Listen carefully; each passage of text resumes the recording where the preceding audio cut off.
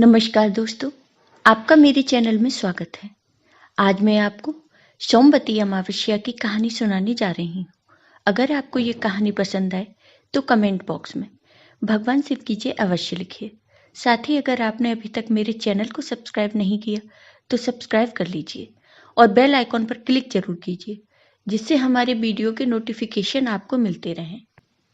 मौनी अमावस्या और इस साल की पहली सोमवती अमावस्या आज है। माघ मास में पड़ने के कारण इसे माघी अमावस्या या मौनी अमावस्या भी कहा जाता है। वहीं जब अमावस्या तिथि सोमवार के दिन पड़ती है तो इसे सोमवती अमावस्या कहा जाता है। हिंदू धर्म शास्त्रों में सोमवती अमावस्या को बेहद महत्वपूर्ण माना गया है। सोमवती अमावस्या के दिन व्रत पूजन और गंगा स्नान का विशेष महत्व है। महिलाएं इस दिन पति की दीर्घ आयु के लिए व्रत रखती हैं। वहीं पितृदोष निवारण के लिए भी इस दिन अत्यंत शुभ माना गया है। मौनी अमावस्या को काफी पुण्यदायी माना गया है। सोमवार के दिन मौनी अमावस्या का संयोग होने से इस अमावस्या का महत्व कहीं ज्यादा बढ़ गया है। हालांकि गंगा स्नान के लिए मंगलवार का दिन ज्यादा उत्तम रहेगा, लेकिन सोमवार के दिन आप पितरों के निमित्त कुछ विशेष कार्य जरूर कर सकते हैं। अब सुनिए ये कहानी। किसी गांव में एक साहूकार रहता था।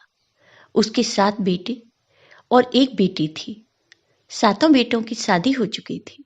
साहूकार के यहाँ रोजाना एक जोगी भिक्षा लेने आता था।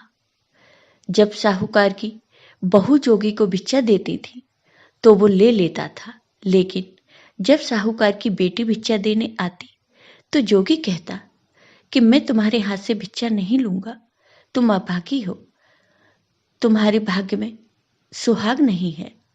उसकी यह बात सुनकर साहूकार की बेटी को बहुत बुरा लगता है और वह मन ही मन में सोचने लगती है और वह सोच सोचकर कमजोर होती जाती है। एक दिन उसकी माँ ने पूछा कि बेटी, तुझे अच्छा खाने को मिलता है, अच्छा पहनने को मिलता है, फिर भी तुम कमजोर क्यों होती जा रही हो? अगर तुम्हें कोई परेशानी है तो तुम मुझे बताओ। तब बेटी बोली, माँ, हमारे यहाँ जो जोगी भिक्षा मांगने आते हैं वो भाभीयों से तो भिक्षा ले लेते हैं, पर जब मैं भिक्षा देने जाती हूँ तो वो मुझसे भिक्षा नहीं लेते और कहते हैं मैं तुम्हारे हाथ से भिक्षा नहीं लूंगा, तुम अभागी हो, तुम्हारे भाग्य में सुहाग नहीं है। तो माँ कहती है, बेटी, कल मैं देखूंगी कि जोगी तुमसे क्या कहते हैं। दूसरे दिन जोगी जब भिक्षा लेने आए तो साहूकारनी चुपके से देख रही थी। जब जोगी को उनकी बेटी भिक्षा देती है तो जोगी फिर से वही बात कहते हैं।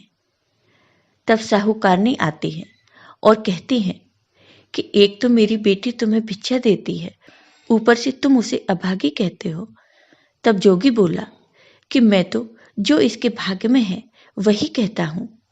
तो साहूकारनी कहती है कि जब तुम्हें इसके भाग्य के बारे में इतना पता है तो उसकी परेशानी को दूर करने का उपाय भी पता होगा। तब वह जोगी बोला कि उपाय तो है पर बहुत कठिन है। तो साहूकारनी बोली कि तुम बताओ, मैं मेरी बेटी के लिए कुछ भी करने के लिए तैयार हूं। तब जोगी बोला कि 7 समुंदर पार एक सोना धोबन रहती है, वह सोमवती अमावस्या का व्रत करती है, वो ही इसे सुहाग दे सकती है, अन्यथा जब इसकी शादी होगी तब इसके पति को फेरों में सांप काट लेगा और ये विधवा हो जाएगी। इतना सुनते ही वह उठी और अपने बेटों के पास गई और साहूकारनी ने अपने बेटों को सारी बात बताई और अपने बेटों से सोना धोवन को ढूंढने के लिए कहा, लेकिन साहूकारनी के बेटों ने मना कर दिया। तब साहूकारनी अपनी बेटी को लेकर खुद ही चल पड़ी सोना धोवन को ढूंढने। चलते चलते वे समुद्र के किनारे तक पहुंच गईं और सोचने लगी कि अब आगे कैसे जाएं, इतना विशाल समुद्र कैसे पार करें। वहां एक बड़ा पेड़ था, वहीं दोनों माँ बेटी बैठ गईं। उस पेड़ के ऊपर एक हंस का जोड़ा रहता था और नीचे पेड़ की जड़ में एक सांप रहता था। जब हंस का जोड़ा दाना चुगने जाता तो सांप हंस के बच्चों को खा जाता था। हंस उसे देख नहीं पाते थे। उस दिन भी सांप हंस के बच्चों को खाने के लिए पेड़ पर चढ़ रहा था कि हंस के बच्चों की आवाज सुनकर उन माँ बेटी ने देखा कि सांप हंस के बच्चों को खाने जा रहा है, तो उन्होंने सांप को मार दिया। शाम को जब हंस का जोड़ा आया तो उन्होंने माँ बेटी को वहां बैठा पाया। तो हंस के जोड़े ने सोचा कि यही दोनों मेरे बच्चों को मार देती हैं। जैसे ही वे उन माँ बेटी को मारने को तैयार हुए, तभी पेड़ पर से बच्चों की आवाज आई। तो उन्होंने देखा कि हमारे बच्चे तो जिंदा हैं। तब बच्चों ने उन्हें सारी बात बताई कि कैसे इन माँ बेटी ने उनकी जान बचाई है। हंस के जोड़े ने उन्हें बहुत धन्यवाद दिया और उनका यहाँ आने का कारण पूछा। तब साहूकारनी ने सारी बात हंस के जोड़े को बता दी और बोली कि हम यहाँ तक तो आ गए, पर समझ में नहीं आ रहा कि हम आगे कैसे जाएं। तब हंस बोले कि आप हमारे ऊपर बैठ जाओ, हम आपको समुद्र पार पहुंचा देते हैं। इस तरह दोनों समुद्र पार पहुंच गए। उन्होंने सोना धोबन का घर ढूंढ लिया। अब वह सवेरे जल्दी उठकर सोना धोबन के घर का सारा काम करने लगी। खाना बनाना, झाड़ू पोंछा, पानी भरना, कपड़े धोना। सोना धोबन के बेटे बहू थे। उनकी बहुएं बहुत काम चोर थीं। काम को लेकर वे आपस में बहुत झगड़ा करती थी। लेकिन इधर कुछ दिनों से सोना धोबन देख रही थी कि वे सब बिना झगड़ा किए सारा काम कर लेती हैं।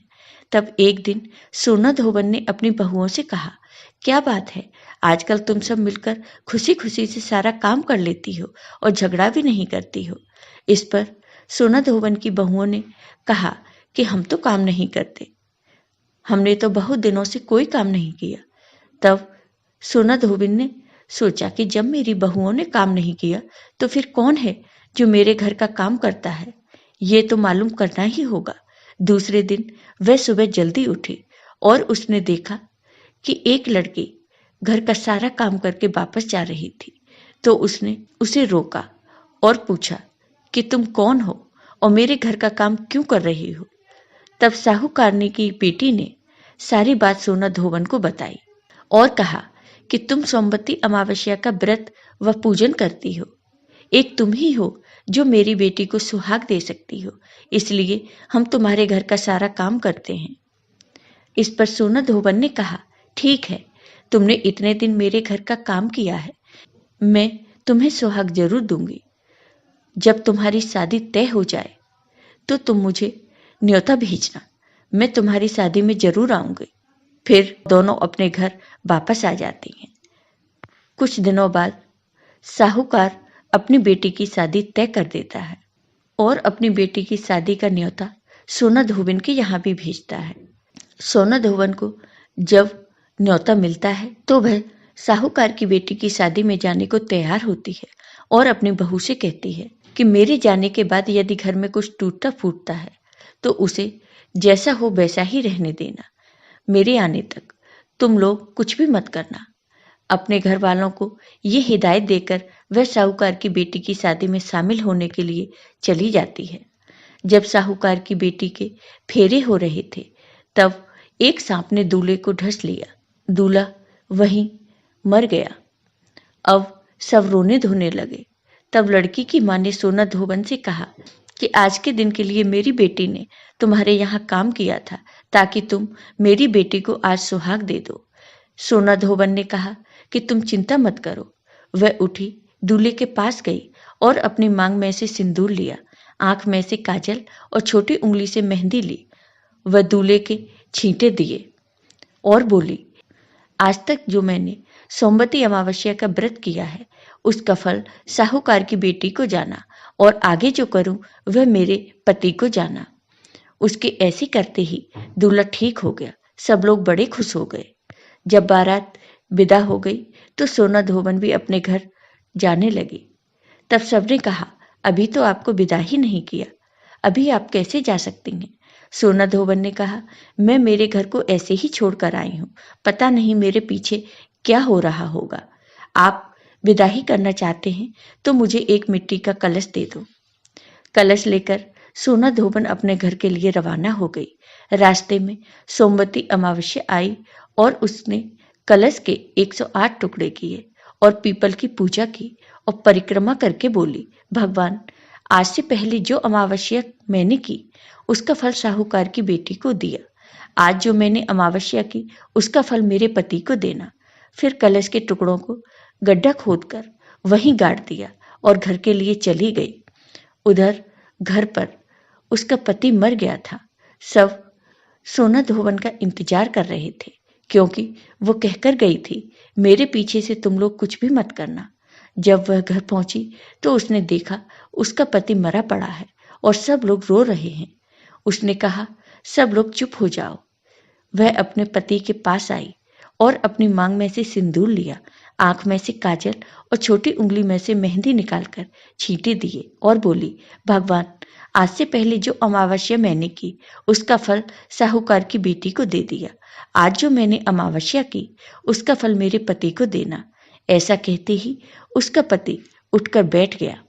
इतने में एक ब्राह्मण आए और बोले, अमावस्या का दान दो।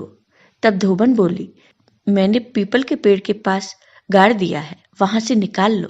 तब ब्राह्मण ने वहां जाकर देखा तो सोने की 108 मोहरें हो गई।